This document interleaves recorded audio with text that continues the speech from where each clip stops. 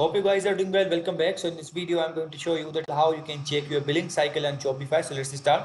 So first of all, what you have to do, you have to create an account on the Shopify website. I have already created my account.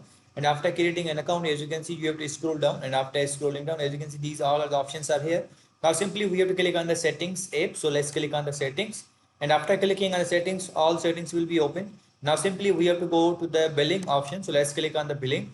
And after clicking on the billing, as you can see, has the option for the manage. As you can see here, you will be able to see running total. So this is the total. You will be able to see your total amount here and a bill on June 7 2024. If you want to view current charges, if you want to check your current charges, you can also check out those all details here. So we are going to move to this, and as you can see now here, simply what we have to do, we have to click on the manage, and you can also edit your billing cycle. So as you can see, add a payment method. If you want to add a payment method for your purchasing anything, you can also do that.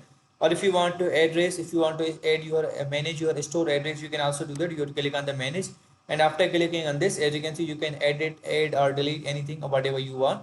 And after that, we are going to bake. And after that, as you can see, as the currency is mentioned here, if you want to change the currency, you can also do that. Your billing currency is currently set to US dollar. You will be paid through a USD dollar. So in this way, you can check out your billing profile, billing cycle details. So as you can see here, you will be able to see all the details here, like all paid, open, failed, processing, refunded, and cancel. All the amount will be shown here. And after that, as you can see here, you will be able to see your subscription plan as well. So in this way, you can check out your billing cycle on Shopify. I hope you guys understand this video, that how you can do this. So see you guys in the next video.